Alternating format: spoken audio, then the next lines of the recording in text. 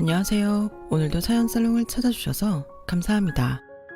저는 서울에 거주 중이고 3년 전에 결혼할 뻔했다가 조상님이 도와 가까스로 결혼의 문턱에서 유턴해 다시 행복한 싱글 라이프를 즐기며 사는 30대 여성입니다. 혹시 제 소개가 좀 거창했나요? 그런데 아무리 생각해도 너무 들어맞는 소개라 바꿀 수가 없었어요.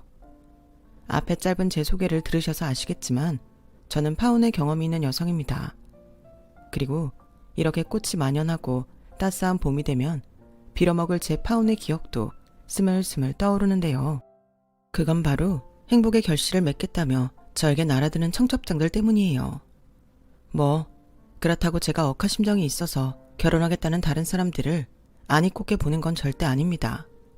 다만 저의 파혼도 아직은 그렇게 오래된 일이 아니라서 타인이 주는 청첩장에 빌어먹을 그놈과 그놈 식구들이 생각나서 짜증이 날 뿐이에요. 이럴 줄 알았으면 그놈이랑 하기로 한 결혼 날짜를 아주 우중충한 장마철이나 매사온 한파 때 잡아둘 걸. 남들 좋다는 그런 날에 나를 잡아서 이게 뭔가 씁쓸하기만 하더군요. 그래도 이왕 생각난 김에 여러분들께 제 어이없던 파혼 이야기를 들려드리면 어떨까 하는 마음으로 사연을 신청하게 되었는데요. 미리 고백하자면 제가 들려드릴 제 사연은 아름다운 이야기는 결코 아니에요. 파혼한 이야기가 아름다워 봤자죠. 하지만 통쾌한 이야기이니 꼭 끝까지 제 사연을 들어주셨으면 좋겠습니다. 저는 저희 가족 말로는 어릴 때부터 좀 특이한 아이였다고 해요.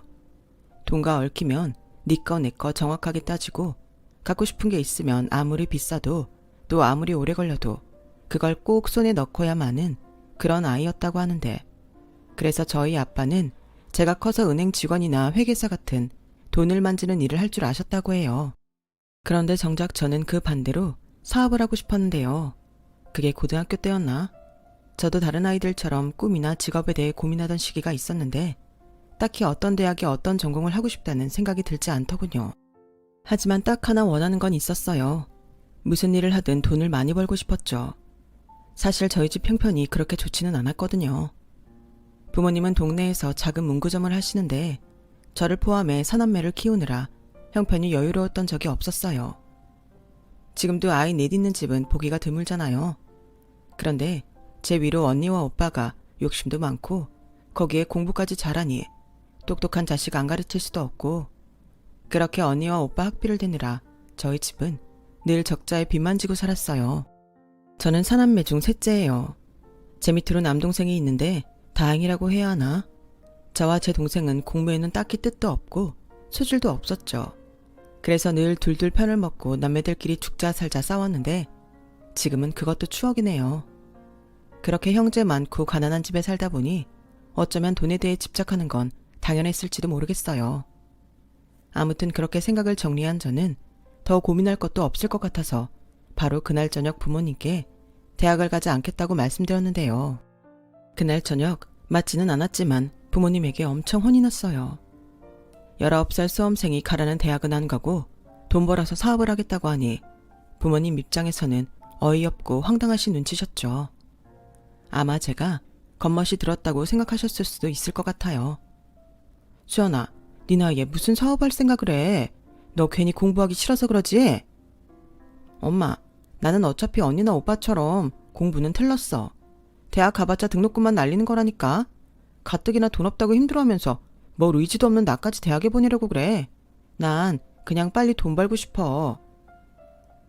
인서가, 아무리 아빠가 능력이 없어서 널 풍족하게 못 키웠다지만 그래도 그건 아니지. 아무렴 이 아빠가 너 하나 대학 못 가르치겠어. 넌 뭐 목표나 꿈도 없는 거야. 있지. 그래서 말하는 거잖아. 난 사업해서 돈 잘 버는 게 꿈이야. 뭐 꿈이 꼭 의사, 변호사, 선생님이어야 해? 아우, 머리야. 내가 언제 너더러 의사, 변호사, 선생님 하래. 애당초 그런 기대는 하지도 않았어. 그래도 대학은 나와야 어디 취직이라도 할 거 아니야. 요즘은 누가 대학도 안 나와서 무시당하게 사업을 하니? 그리고 사업만 하면 돈 잘 번다고 누가 그래. 그리고 취직을 하든 사업을 하든 돈이 목적이면 안 된다는 거야. 왜 이래? 우리 좀 솔직해져 보자. 의사, 변호사, 선생님 결국엔 안정적인 직장이라 다들 선호하는 거 아니야? 안정적으로 돈 잘 벌 수 있으니까. 수연아, 그럼 우리 이렇게 하자. 은행을 다니는 건 어때? 은행에 다니면 맨날 너 좋아하는 돈도 만지고 거기서 돈도 더 많이 모을 수 있지 않을까? 아빠, 지금까지 내 말 어디로 들었어? 나 사업하고 싶다고. 왜 자식을 못 믿어? 내가 벌어서 사업한다니까? 엄마 아빠한테 도와달라고 안 해. 저는 결국 부모님과 대판 싸우고 제 고집대로 대학에 가지 않았어요. 공부 잘하는 언니와 오빠는 저를 한심하게 봤지만 그러라고 했죠. 결국엔 누가 더 잘 사는지는 나중에 두고 봐야 아는 거니까요. 그리고 저는 아르바이트를 하며 필요한 자격증을 땄고 아무래도 아르바이트보다는 취직을 해야 돈을 더 모을 수 있을 것 같아서 사무 보조로 1년 넘게 다니기도 했어요. 그렇게 돈을 모은 저는 평소 계획하던 대로 인터넷 쇼핑몰 사업을 시작했는데요. 인터넷이라는 게 따로 가게를 얻지 않아도 사업을 시작할 수 있어서 좋더라고요. 그리고 의류 전문 회사를 만들기 위해 나름 철저한 준비를 했는데 어린 친구들이 가성비 좋게 애용할 수 있는 패션몰을 만들고 싶었어요. 물론 처음부터 잘 되진 않았지만 조금씩 노력을 쏟으니 눈에 띄는 성장은 아니더라도 뭔가 구색이 갖춰지는 느낌이 들어서 재밌고 보람을 많이 느꼈어요. 그렇게 맨 땅에 헤딩하듯 도전한 시간이 3년 넘게 지났고 저는 제 입으로 자랑하긴 부끄럽지만 대학은 나오지 않았어도 어디 가서 기죽지 않을 만큼의 돈을 벌기 시작했죠. 그리고 돈을 제법 벌 때부터 걱정이 많은 부모님의 빚을 상당 부분 갚아드렸고 매달 생활비도 넉넉하게 드렸는데 저희 부모님이지만 언제 그런 반대를 했냐는 듯 저를 참 대견하게 여기셨어요. 밖에 나가면 이젠 잘 나가는 언니와 오빠 자랑보다는 그렇게 제 자랑을 하고 다니신다고 동네 이웃분이 말씀하시는데 꼭 돈 때문은 아니더라도 아, 이래서 돈을 버는 거구나. 아주 떼돈은 아니지만 가족들에게 인정을 받는다는 건 꽤 기분이 좋은 일이었어요. 게다가 오빠는 군대를 다녀오고 나서 복학을 한 터라 아직 졸업 전이었는데 제가 그 학비까지 내줌으로써 저는 부모님에겐 효녀, 오빠에겐 은인이 되었는데 아무튼 그렇게 돈을 버니 제 대우와 입지도 달라지더군요.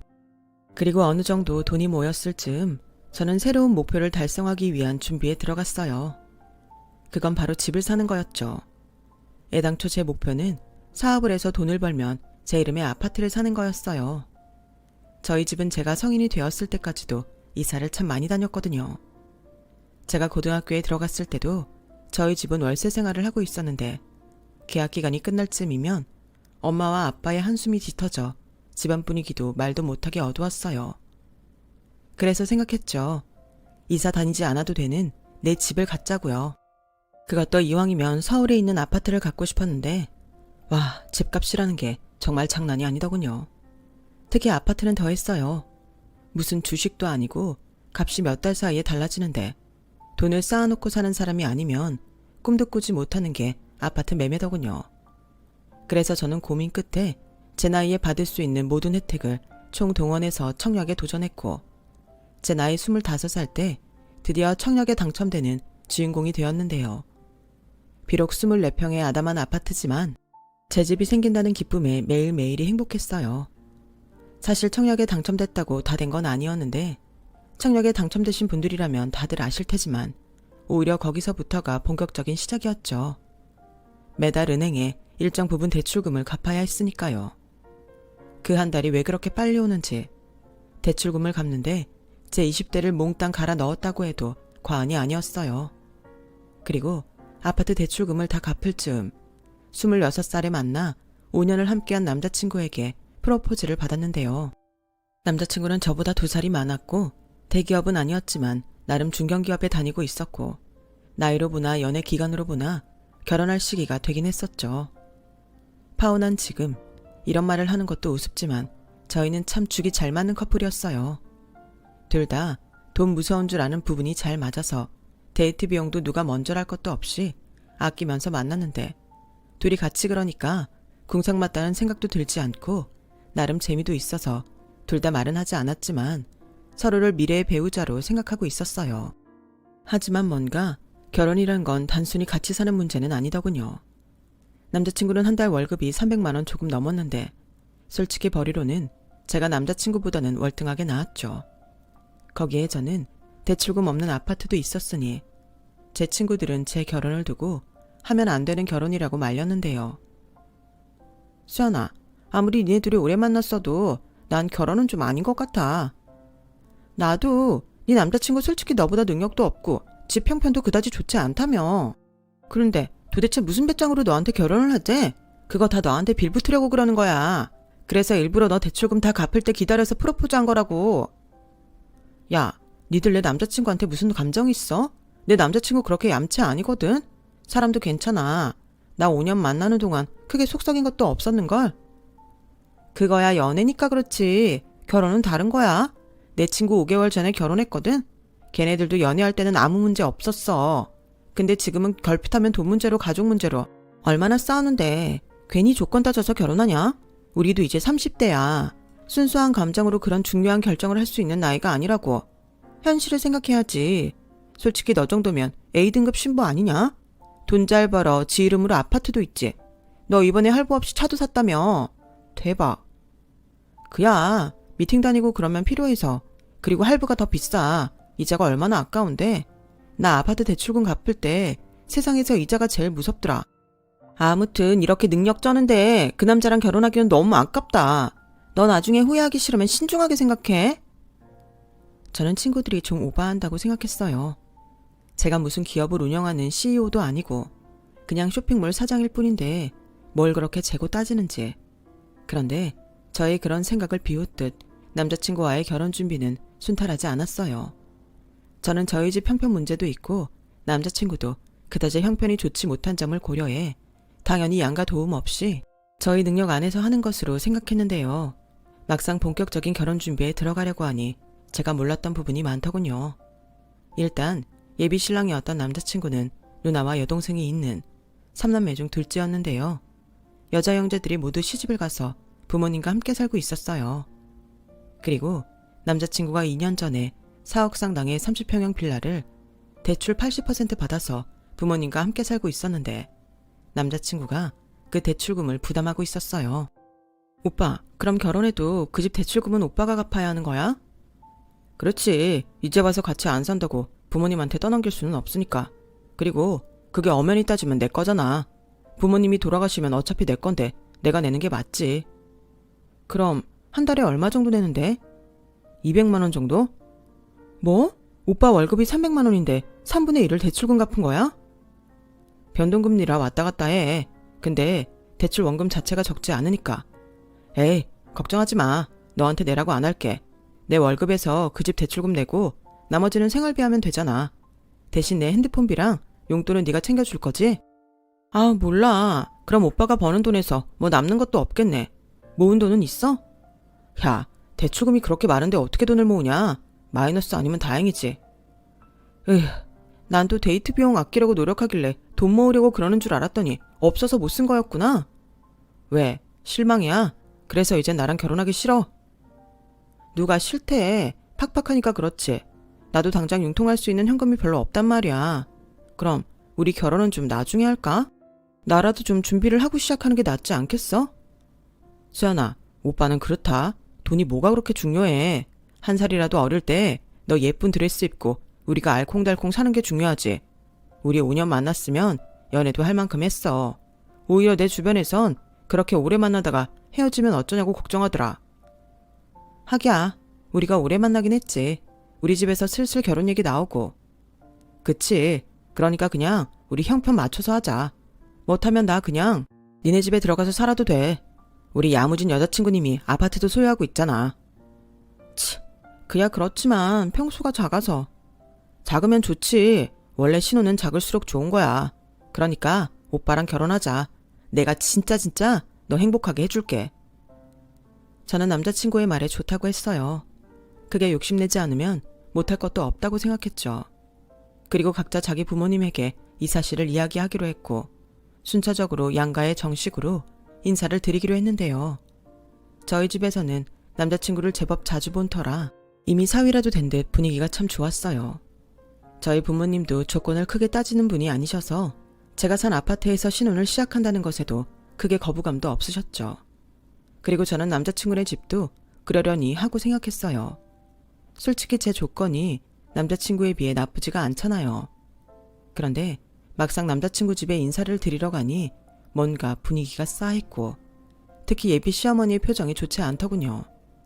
사실 그 전에도 5년 연애하면서 5손가락에 꼽을 정도로 남자친구 부모님을 뵌 적이 있는데 그때도 그렇게 분위기가 좋지는 않았어요. 그리고 전 그 이유를 모르지 않았는데 그건 바로 제가 대학을 나오지 않아서였죠. 남자친구는 서울은 아니더라도 수도권 4년제 대학을 나왔는데 저는 고등학교 졸업이 다이니 은근히 제가 당신 아들보다 조건이 나쁘다고 생각하는 눈치셨어요. 그래도 다행인 건지 적극적으로 제가 싫다고는 하지 않으셨는데요.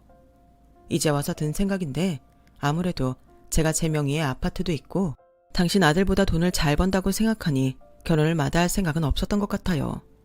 하지만 저도 사람이기에 저 싫다는 사람한테 잘 보일 생각은 애당초 없었고 그저 남자친구가 좋아서 결혼을 하기로 마음을 먹었던 건데 예비 시어머니는 결혼을 무슨 자기네 이득 보려고 하는 건 줄 착각하고 있더군요. 어서 와라. 오랜만이네. 근데 어째 너는 못 보던 사이에 살이 많이 쪘구나. 웨딩드레스 입으려면 살 좀 빼야겠다. 결혼식장엔 보는 눈도 많은데 괜히 이런저런 얘기 들으면 너나 나나 속상하잖아. 엄마, 왜 그래? 우리 수연이 날씬하기만 한데 엄마는 괜히 그래. 어머, 얘 좀 봐. 너 아직 장가 안 갔어. 벌써 이러면 엄마 서운하다. 가뜩이나 마음에 안 드는 거 참고 있구만. 이 사람 또 시작이네. 이제 안 그러기로 하고 애들 결혼시키기로 했잖아. 내 눈에도 수연이 이쁘기만 하구만. 그냥 예쁘게 봐줘. 이런 복덩이가 또 어딨어. 저는 그때까진 적어도 예비 시어머니만 빼면 나머지 식구들은 괜찮다고 생각했어요. 그리고 오만이었지만 시어머니 한 분 정도는 제가 무시하거나 감당할 수 있을 거라고 생각했는데요. 이 다음에 예비 시어머니 입에서 나온 말은 무시할 수도 감당할 수도 없었어요. 기범이한테 들었는데 니들 돈이 없어서 신혼살림은 네 아파트에서 차리기로 했다며? 근데 그게 24평이라고? 도대체 돈이 얼마나 없길래 그러는 거니? 너 사업해서 돈 잘 버는 거 아니었어? 그게 묶여있는 게 좀 있어요. 당장 융통할 수 있는 게 4천만 원 정도 되는데 결혼 비용도 필요하니까요. 게다가 이 빌라 대출금도 기범 오빠가 내고 있다면서요. 그래서 오빠도 모은 돈이 없고 그러면 그냥 제 아파트에서 시작하는 게 나을 것 같아요. 그야, 이 빌라는 어차피 기범이 거니까. 그리고 빚도 재산이다. 그래도 여기는 네 아파트보다 평수가 넓잖아. 그러지 말고 그 아파트 많이 올랐다며. 내가 아는 부동산에 가서 네 아파트 이름 말하고 물어보니까 9억 정도는 받을 수 있다고 하던데 우리 그거 팔아서 이 집 대출금 갚자. 네? 제 아파트를 팔아서 여기 빌라 대출금을 갚자고요? 그래, 네 아파트가 크면 내가 그런 생각을 안 하는데 어차피 거기는 좁아서 계속 못 살 거 아니니? 그럼 언제고 팔고 이사를 해야 할 텐데 그냥 처음부터 큰 평수집을 얻는 게 낫지. 다행히 그 아파트는 대출금도 없다며? 그럼 팔면 온전히 다 현금으로 받을 수 있을 거고 여기 대출금 다 갚으면 기범이가 부담해야 하는 돈도 없어지니까 현실적으로는 나쁘지 않지. 너도 괜히 결혼했는데 얘가 네가 살지도 않는 집 대출금 갚고 있으면 기분 나쁘지 않아? 그건 일정 부분 맞긴 한데요. 저는 이해가 가지 않아서요. 아우, 답답하네. 대학을 안 나와서 그런가? 그 머리로 어떻게 사업을 하니? 자, 내가 다시 설명할 테니까 이번엔 잘 들어봐라. 예비 시어머니는 답답하다는 듯 같은 말을 몇 번이고 반복하셨어요. 그리고 그때는 예비 신랑도 예비 시아버님도 나서지 않았는데 그들끼리는 이미 그게 좋은 생각이라고 합의를 본 분위기더군요. 게다가 대학을 안 나와서 이해를 못한다는 식으로 말하는 예비 시어머니의 말투에 저는 빈정이 상했어요. 제가 못 알아듣는 게 아니고 너무 어이가 없어서 재차 확인한 건데 그걸 제가 못 알아들었다고 생각하니 그게 더 황당했죠. 그렇잖아요. 제 아파트를 팔아서 자기네들 살고 있는 빌라 대출금을 갚자니 그래놓고 평수 따져가며 새로운 집을 얻으라는 건데 그 사람들 논리는 어차피 내야 하는 대출금이니까 이왕이면 저희가 사는 집 대출금이면 제가 뭐라고 하지 않을 것 같았나 보죠. 그런데요. 제 입장에서는 작더라도 대출 없이 시작할 수 있는데 굳이 그럴 이유가 없잖아요. 그렇다고 제가 그 빌라 대출금을 다 갚아주면 제 앞으로 명의로 옮겨줄 것도 아니면서 그런 식의 논리를 아무렇지 않게 말하는 게 저는 더 무시당하는 것 같고 싫었어요. 하지만 너무 대놓고 바로 싫다고 하면 가뜩이나 별로 좋아하지도 않는 사이 더 원수지간이 될 것 같아서 나름 짱구를 굴려서 말씀드렸는데요. 예비 시어머니는 제 말에 발끈하셨어요. 일단은 저희 집에서는 제 아파트에서 신혼살림을 시작하는 줄 아셔서요. 저희 부모님하고도 상의를 좀 해볼게요. 저희 부모님 생각도 들어봐야 할 것 같아서요. 어머, 넌 나이가 몇 살인데 그런 걸 일일이 부모님이랑 상의를 하니? 그 아파트 니네 부모님 도움 없이 네 힘으로 대출금 다 갚은 거라며? 그럼 네 의견이 제일 중요하지. 뭘 그걸 상의식이나 하니? 괜히 오해하시게? 그래도 그럴 순 없죠. 그러면 저희 부모님도 무시당한 것 같고 기분 나쁘실 것 같아서요. 저희 부모님은 그냥 작더라도 부담이 없으니까 제 아파트에서 시작하는 게 낫다고 생각하시거든요. 알았다. 그럼 상의하고 알려주렴. 그리고 니들 결혼은 3월이나 5월에 하자. 이왕이면 봄이 낫지. 자세한 날짜는 너희 부모님이랑 상의하고 상견례 날짜도 니네 부모님 편한 시간으로 잡아. 이왕 마음먹은 거 질질 끌지 말고 우리 빨리빨리 하자. 네 집도 내놔야 팔릴 테고 그걸 팔아야 뭘 시작도 할 수 있지 않니? 예비 시어머니는 말로만 듣던 답정너였어요. 분명 제가 확답을 드리지 않았는데 제가 집을 파는 걸 기정사실처럼 말씀하시더라고요. 그러면서도 제 태도 때문인지 얼굴 표정은 그다지 좋지 않았는데 어쩐지 남자친구 표정도 어둡더라고요. 그리고 저를 집에 데려다주는 내내 아무 말도 하지 않았는데 괜히 제가 무슨 잘못이라도 한 것처럼 웃기지도 않는 분위기였어요. 저기 오빠, 혹시 아까 내가 우리 부모님이랑 상의한다고 해서 서운했어? 아니야. 당연히 네 입장에서는 오해할 수 있지. 우리 엄마가 그런 식으로 말한 것도 있고. 근데 생각해보면 그렇게 나쁜 계획은 아니거든. 나도 사실 결혼했는데 살지도 않는 집 대출금 갚는 게 네 눈치 보이긴 해. 그런데 그렇게 되면 나도 너도 우리 집 대출금 갚는 거니까 그게 모양새가 훨씬 낫잖아. 그리고 진명이도 네가 원하면 네 앞으로 해도 돼. 어차피 네 아파트 판 돈 일부가 들어갈 거니까. 오빠, 나 솔직히 지금 너무 황당해. 물론 오빠가 지금 살고 있는 집 대출금 내고 있는 거 신경 안 쓰이는 건 아니야. 하지만 지금까지 오빠가 부담했고 부모님이 그럴 여력이 안 되시면 어쩔 수 없지. 오빠가 그랬잖아. 오빠 월급에서 알아서 할 거라고. 그래서 나는 그 부분은 그렇게 하는 건 줄 알았어. 근데 이제 와서 다른 얘기를 하니까 너무 혼란스럽다. 나도 처음엔 그냥 단순하게 생각했지. 근데 엄마 말 들어보니까 일리가 있더라고. 너도 기분 나쁘게만 생각하지 말고 객관적으로 생각해봐. 우리 결혼하면 그때 네 거 내 거 없는 거잖아. 그래도 미안한데 난 내 아파트 팔 생각 없어. 내 첫 집이고. 나중에 좁아서 이사 가더라도 난 전세를 줬으면 좋지 팔고 싶진 않아. 오빠도 알잖아. 내가 그 집 대출금 빨리 갚으려고 얼마나 노력하고 살았는지. 저는 최대한 남자친구만이라도 제 마음을 알아줬으면 했어요. 하지만 아무리 감정에 호소해도 자기 대출금을 털 수 있다는 생각 때문인지 제 말은 귓등에도 닿지 않은 것 같았는데요. 그때부터 저의 결혼은 엇나가기 시작했어요.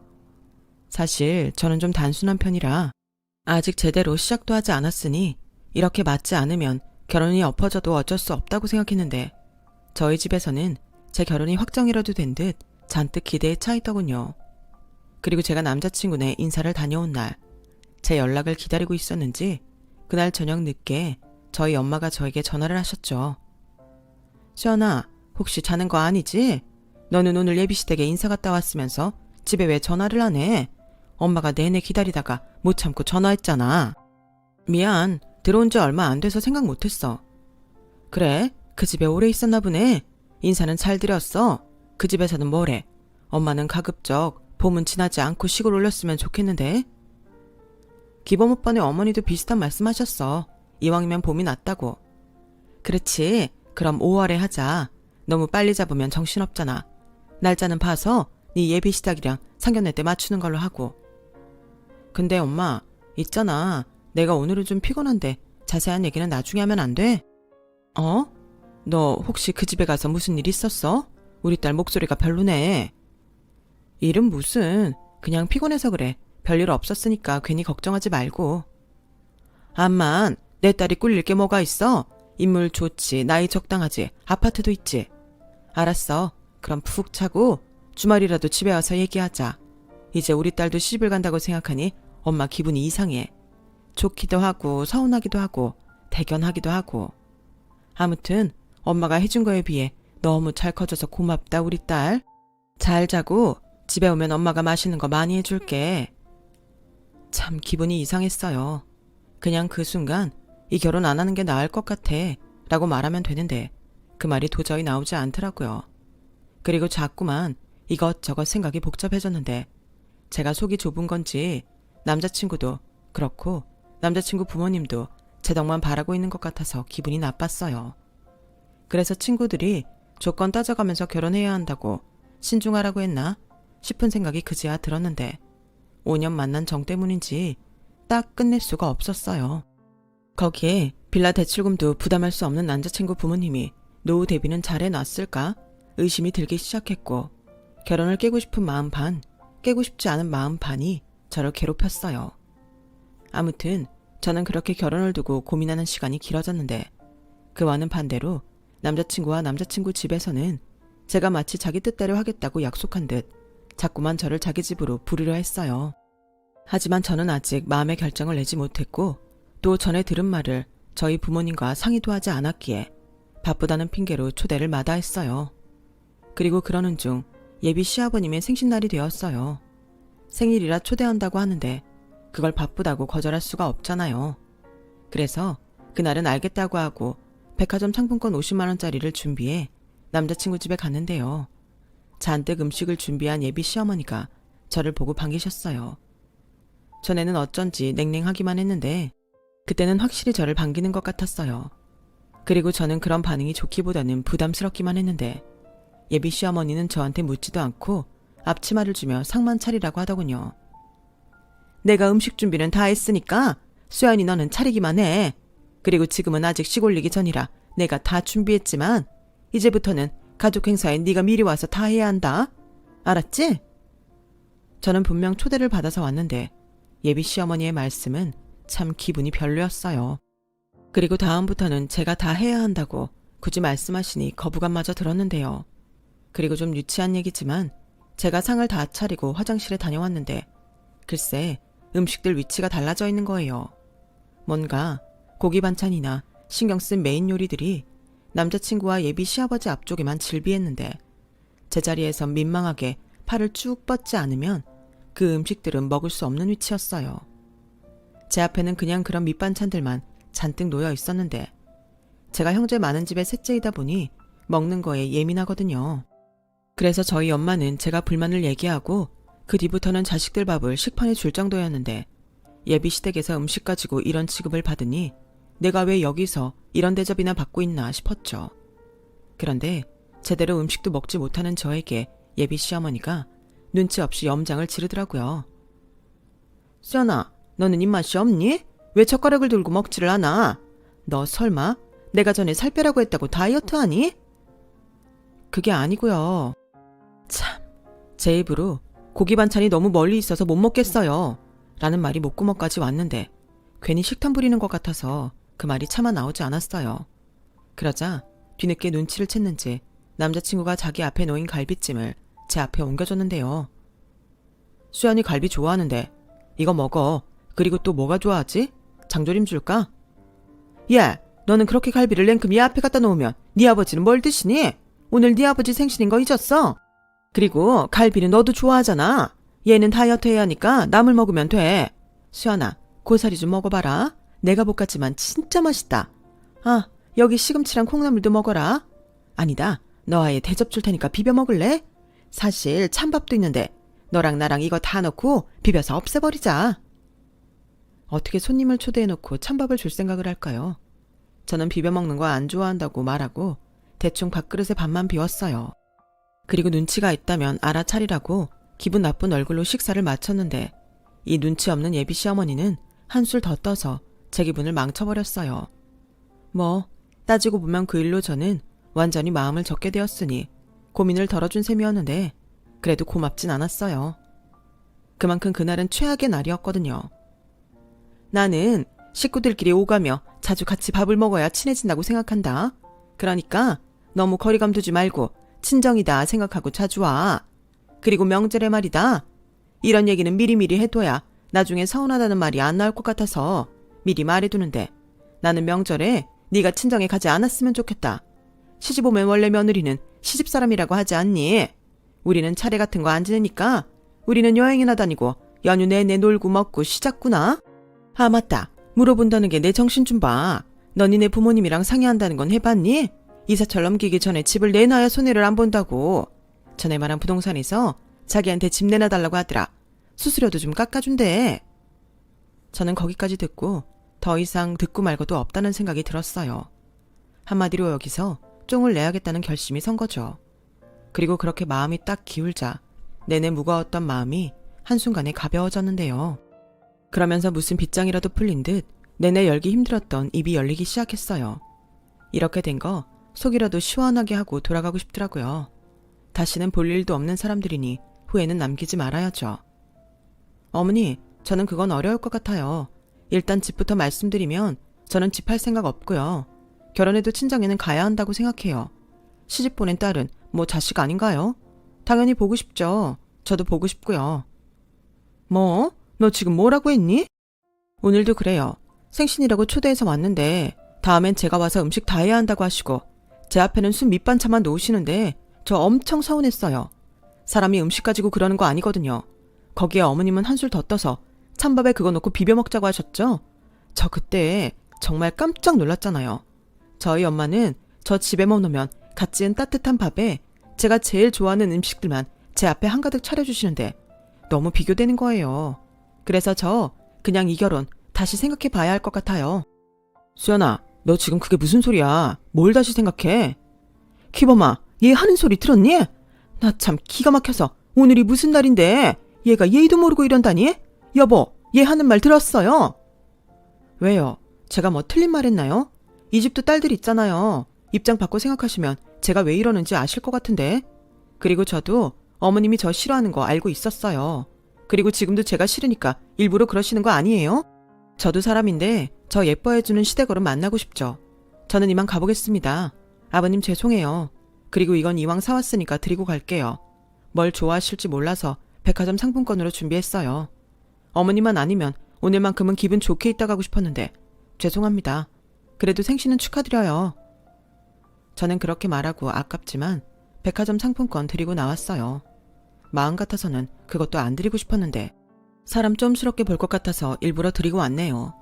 그리고 어이없다는 듯 남자친구 엄마는 연신 입을 다물지 못했는데 딱히 반박할 말이 없는지 뭐라고 하지도 못하더라고요. 그러게 누굴 바보 천치로 하나. 자기가 그러면 제가 네 알겠습니다 할 줄 알았나 보죠. 정말 웃기지도 않아서. 그리고 제가 나가자 저를 잡겠다고 남자친구가 뛰어나왔는데요. 자기는 제가 당한 수모보다 제가 자기랑 상의도 하지 않고 결혼을 다시 생각해보겠다고 한 게 서운하다고 화를 내더군요. 너는 아무리 그래도 그렇지 나랑 상의도 하기 전에 그렇게 말해버리는 게 어딨어. 너 나랑 우리 집 무시하는 거냐? 무시? 무시는 누가 당했는데. 오빠도 봤잖아. 내 앞에 뭐 먹을 게 있긴 했어? 거기에 찬밥을 먹자고? 세상에 누가 사람 초대해놓고 그래. 그리고 들었는지 모르겠지만 나더러 명절엔 친정 가지도 말라더라. 이게 말이 돼? 지금이 70년대야 80년대야? 아씨, 그건 그냥 우리 엄마가 하는 말이잖아. 내가 중간에 나서서 잘 조율하면 되는데 뭘 그렇게 예민하게 반응해. 우리 엄마는 누나랑 여동생도 명절엔 오지 말라고 해. 시집 갔으면 시댁에 잘하고 살면 된다고. 자기는 그게 맞다고 생각하는 거야. 그리고 내가 아까 갈비 네 앞에 갖다 놨잖아. 찬밥도 네가 싫다고 바로 말했고. 어떻게 사람이 한 번에 다 나랑 맞니? 자꾸 부딪히면서 알아가는 거지. 지금 그런 이유로 나랑 결혼을 안 하겠다는 거야? 혹시 다른 이유가 있는 건 아니고? 다른 이유 뭐? 너 아파트 팔기 싫어서 그러는 거잖아. 그거 팔아서 우리 사는 빌라 대출금 갚기 싫어서. 아니야? 그래, 아니라고 말 못해. 내가 왜 내 집을 팔아서 내 돈으로 그 집 대출금을 갚아? 말이 안 되잖아. 그럼 그거 내가 갚아주면 내 앞으로 명의 옮겨줄 거야? 안 그래도 네가 그런 눈치라서 내가 생각을 좀 해봤어. 그래서 오늘 얼굴 본 김에 상의하려고 했는데 그렇게 혼자 급발진하면 어떡하냐고. 나는 어떻게든 너 기분 나쁘지 않게 해결하려고 애쓰는데 사람 기운 빠지게 왜 그러냐고. 수연아, 그러지 말고 내가 중간에서 잘 해결할 테니까 마음 바꿔. 우리 서로 사랑하잖아. 몰라. 솔직히 결혼 준비하면서 이게 맞나 싶을 때가 많았어. 이럴 줄 알았으면 그냥 계속 연애만 하자고 할 걸 그랬어. 수연아, 오빠가 진짜 고민 많이 했거든. 근데 미안하지만 나도 내 부모 무시할 순 없어. 나도 장남이잖아. 그리고 우리 부모님 나이도 그렇게 적지 않으시고 자기들도 불안하니까 그러는 거야. 그래서 하는 말인데 오해는 하지 말고 오빠 말 잘 들어줘. 남자친구는 무슨 말을 하려는 건지 자꾸 오해하지 말라고 밑밥을 깔았어요. 솔직히 이미 저는 마음을 접은 터라 궁금하지도 않았는데, 이야, 이 인간 입에서 나온 말은 도저히 참고 들어줄 수가 없더군요. 네가 네 아파트 팔기 싫다고 하니까 그냥 그 아파트 우리 부모님 드리자. 그리고 우리는 지금 내가 사는 빌라에서 신혼살림을 차리는 거야. 아직 신축이고 평수도 넓으니까 우리 애 낳아도 이사갈 필요 없지. 거기에 우리가 사는 집이니까 대출금 같이 갚아도 부담 없고, 우리 부모님은 그 아파트로 노후 대비까지 되니까 어때? 괜찮지 않아? 괜찮냐고? 미쳤어? 그 아파트를 내가 어떻게 마련했는데 그걸 그냥 드리자는 말을 해? 우리 부모님이 설마 그 집을 팔겠냐? 내내 사시다가 돌아가시면 다시 우리 거 되는 거지.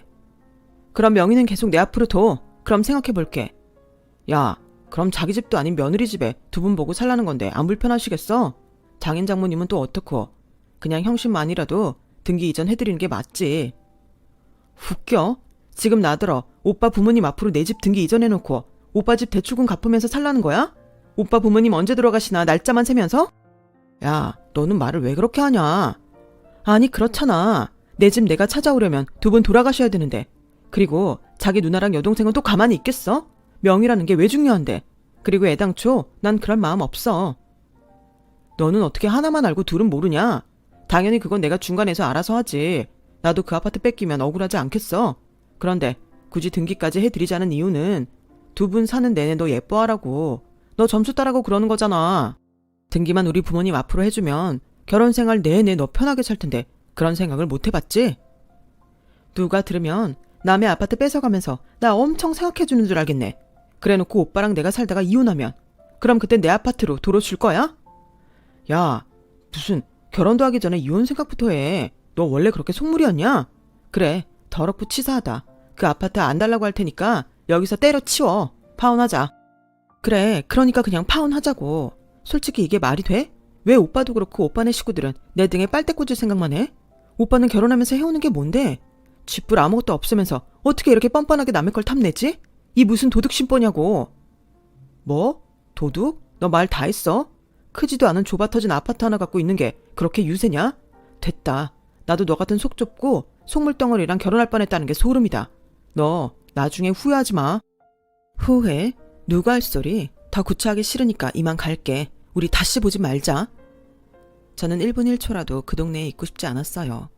결혼이라는 게 당사자가 행복하자고 하는 거 아닌가요? 그런데 이건 뭐 남의 등을 쳐먹어도 적당히 쳐먹어야지. 갖고 있는 아파트 뺏고 자기 대출비 같이 갚자는 게 무슨 개소린가 싶잖아요. 그날 이후 저는 저희 부모님과 언니, 오빠, 동생한테 이 모든 사실을 얘기했어요. 그러자 저희 엄마는 너무 어이없다며 알아누웠고, 오빠랑 남동생은 전 남자친구를 찾아가 한바탕 난리를 치고 싶다는 걸 엮이고 싶지 않으니까 참으라고 했는데요. 이때 언니가 처음으로 저한테 잘했다고 하더군요. 야, 결혼 안 하면 뭐 죽냐? 언니 봐. 좋은 대학 좋은 회사 다니는데 결혼한 순간부터 이렇게 고생만 하고 살잖아. 능력만 있으면 결혼 안 해도 충분히 차고 넘치게 행복할 수 있어. 잘했어. 내가 본 것 중에 오늘이 가장 잘했다. 그렇게 저희 결혼할 뻔한 일은 없었던 일로 하고 정리가 되어가는 듯 했어요. 그런데 연애 기간이 길었다 보니 내 집에 그 인간의 흔적이 참 많더라고요. 버려도 되는 것도 많지만 버리기는 또 애매한 것도 있었어요. 괜히 버렸다고 물어내라고 하면 골치 아프니까 대충 그 인간의 짐을 싸놓고 집으로 보내줄지 회사로 보내줄지 물었는데요. 답이 없더군요. 그렇게 보름 정도의 시간이 흘렀어요. 그러는 사이 저도 마음 정리와 생각 정리 같은 걸 하고 있었는데 어느 날 갑자기 이 인간이 제가 살고 있는 아파트로 오겠다고 연락을 했어요.